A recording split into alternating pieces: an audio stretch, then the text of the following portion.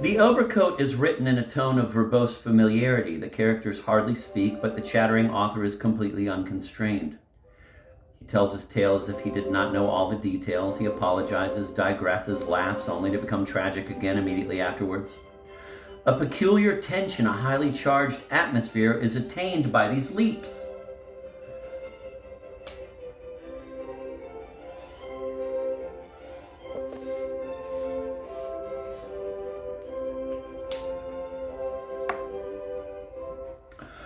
The objective beginning in the Bureau of is suddenly interrupted in an angry and irritated tone.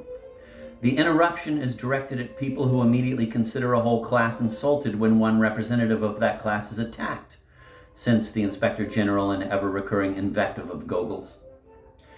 And before the story has even begun, the anecdote of the provincial police chief is woven in.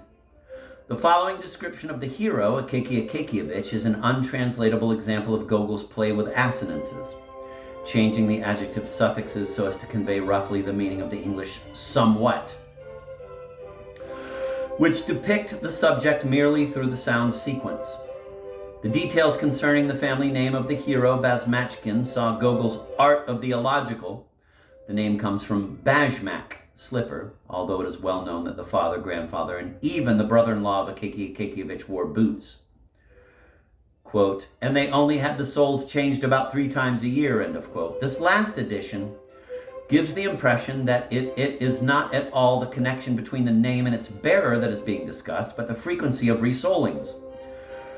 And yet, in sound, it fuses so perfectly with the beginning of the sentence that the lack of logic is not overly striking. A veritable orgy of strange sounds follows as supposed proof that it was not possible to give Akakievich any other name.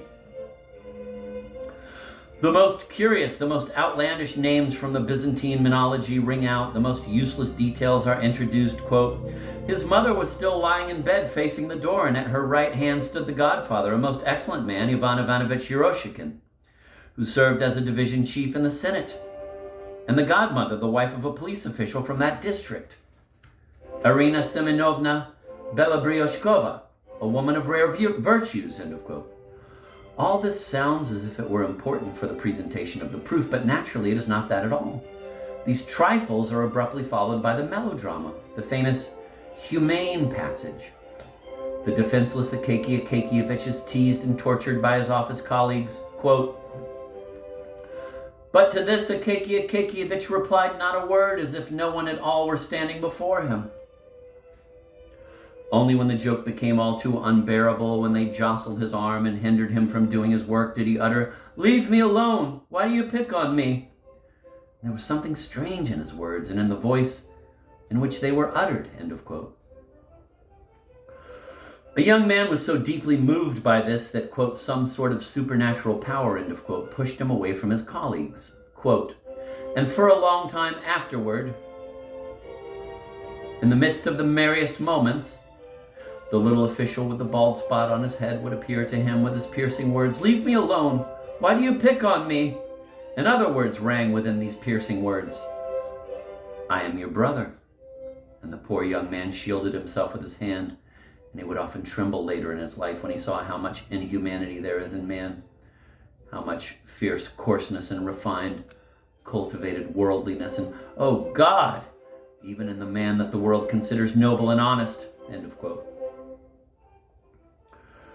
In the midst of this unrestrained flow of words, this solemnity stands as a stylistic source of tension that prepares the way for the fantastic conclusion.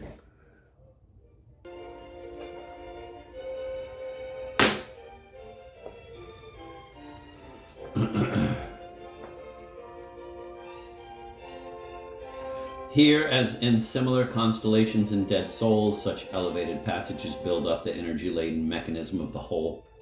The eminent literary critic Boris Eichenbaum is correct when he says that the assertion about the soul of the author, speaking here without a necessary direct connection with the artistic whole, only shows the inability on the part of aesthetic scholarship to cope with the problem.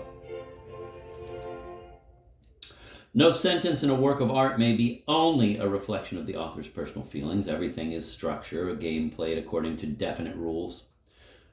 The soul of the author must remain outside the bounds of his creation. To confuse a compositionally determined utterance with the contents of the poet's soul is inadmissible from the standpoint of aesthetics, and it shifts the value judgment to a level alien to aesthetics. Man, you really went off there, huh?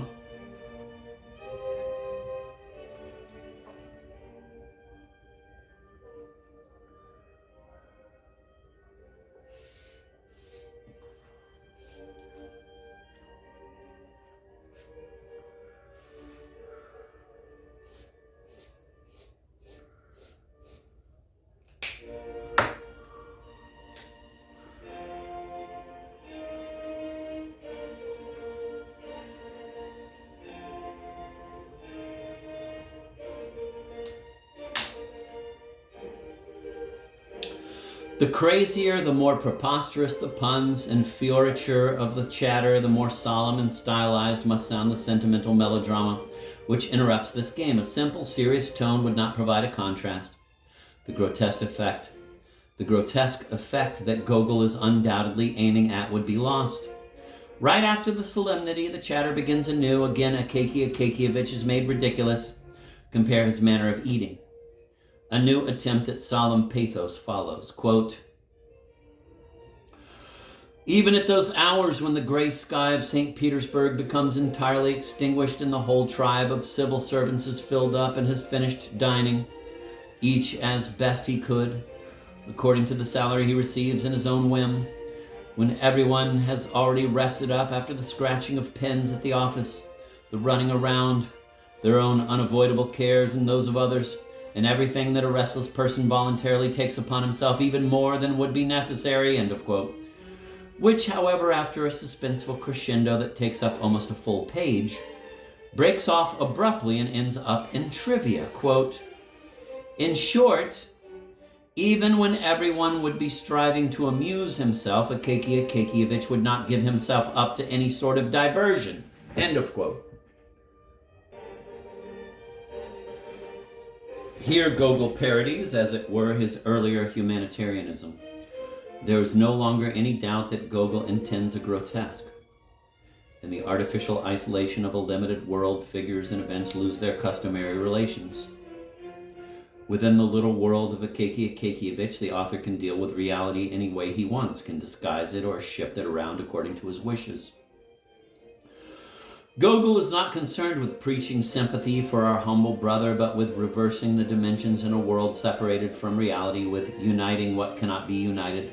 Quote, there appeared to him in this copying some sort of special, varied, and pleasant world. Apparently nothing existed for him outside his copying, end of quote. And in this closed-off world, a new overcoat is really a grand event. Quote, he provided himself with spiritual sustenance by carrying around in his thoughts the eternal idea of the overcoat he was to acquire, end of quote. Gogol even surrounds the overcoat with an erotic atmosphere, quote, as if he were not alone, but as if an agreeable life companion had declared herself ready to walk the path of life with him. And this life companion was none other than the very same overcoat, padded with thick cotton and with strong lining that would not wear out, end of quote.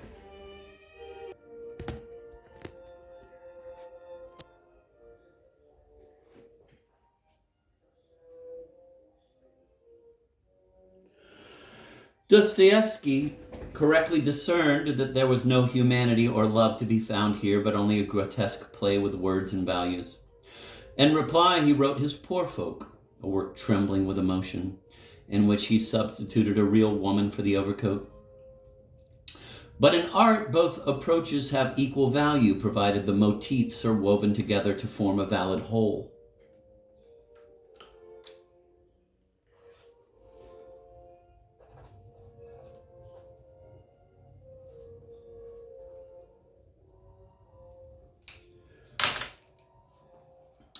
The visits with the tailor, the waiting period, the first venture outside in the new overcoat, the visit with the office colleagues, the theft of the overcoat, the despair of Akakievich's efforts with the police, all are splendidly recounted.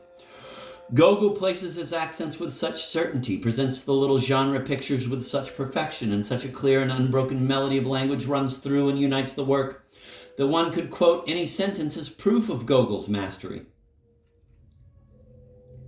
One has but to think of St. Petersburg in the evening.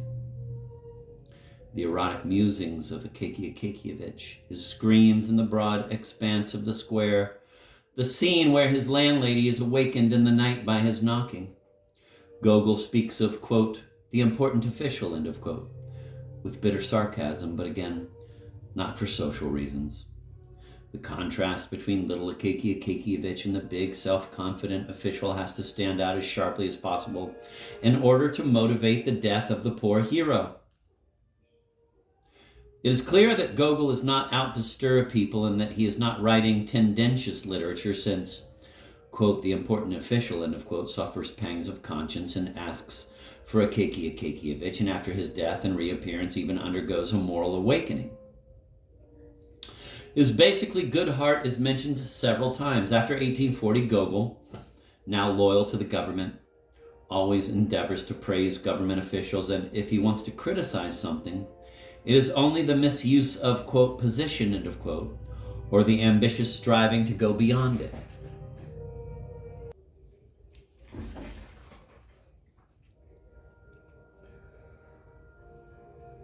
The death of Akakievich is presented as a mixture of tragedy and comedy, as always in Gogol.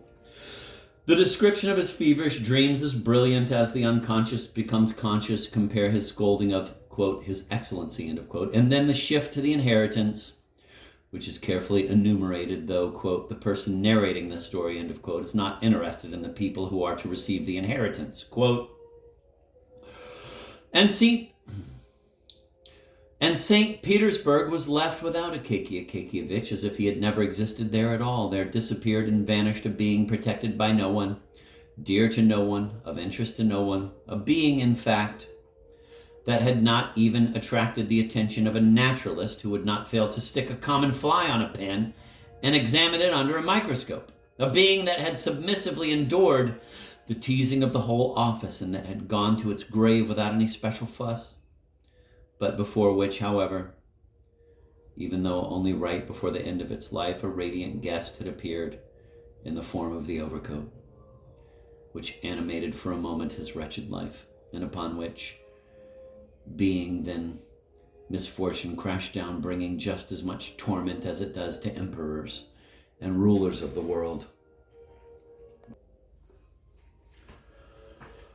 This solemn sentence is followed by the coldly objective account of the manner in which the people at the ministry learned of his death, and then the unexpected, quote, apotheosis of the grotesque, end of quote. The fantastic conclusion, a sudden sliding into romanticism, which, however, is basically not at all more fantastic than what has gone before. There, Gogol played with reality while placing it in the isolated area of the grotesque. Here he plays with the fantastic while speaking of the most commonplace ideas and facts as if of fantastic things. Quote, the ghost suddenly looked around and, having stopped, asked, quote, what is it you're after? End of quote. And showed such a fist as one does not even find among the living. The policeman said nothing and turned around on the spot. However, the ghost was of much greater stature and wore a tremendously large mustache, and turning its steps apparently toward the Abukov bridge, it disappeared completely in the darkness of the night. End of quote. If one wants to interpret the overcoat from a religious point of view, and especially in this case it is possible from the standpoint of Gogol's own intentions and in view of the radical change in his religious attitudes, one could see in this tale the best illustration of Gogol's theory of the power of the devil, who makes use of, quote, little passions, end of quote, to divert men from their striving toward God, from the only necessary thing. God is the centrum securitatis. He alone should be in man's mind. Worldly things which settle down like immovable ideas in the aspirations of man lead him to destruction and damnation. Whoever loses himself in the world and its enticements is lost. Akakievich's great passion for the little insignificant thing, the overcoat, brings with it a gaping spiritual and ideational discrepancy, a precipitous falling from the heights into the depths, which Gogol manages to make clear both stylistically and compositionally. In his excellent essay on The Overcoat,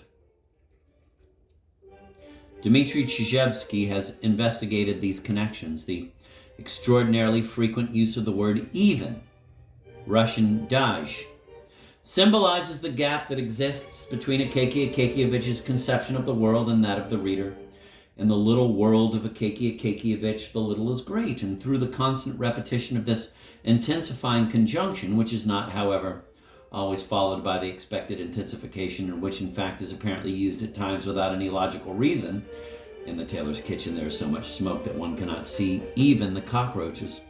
One must mentally add, let alone Akakievich.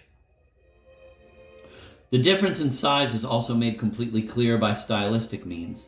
Chizhevsky interprets the smallest details without doing violence to them. Petrovich, the tailor, the maker of the coat, as a symbol of the devil surrounded by the attributes of evil, his snuff box, for example, with the picture of the general whose face is pushed in, pasted over with a little piece of paper, is, according to Chizhevsky, connected with the faceless devil of the folk legend. New evidence of the manner in which every detail in Gogol's work serves the general conception of the whole. The Overcoat is the most mature, the most perfect among Gogol's shorter narrative works. Nowhere else is his language so colorful, his composition so sure. The many and varied interpretations in the course of time have shown how rich the possibilities are of developing his store of ideas.